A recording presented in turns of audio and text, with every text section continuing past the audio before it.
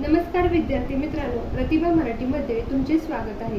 आज आपण 19चा पाढा अगदी सोप्या पद्धतीने कसा तयार होतो हे पाहणार आहोत। सर्वप्रथम आपण 1 ते 19 पर्यंतच्या विषम संख्या लिहून घेऊयात। 1 3 5 7 9 11 13 15 17 आणि 19।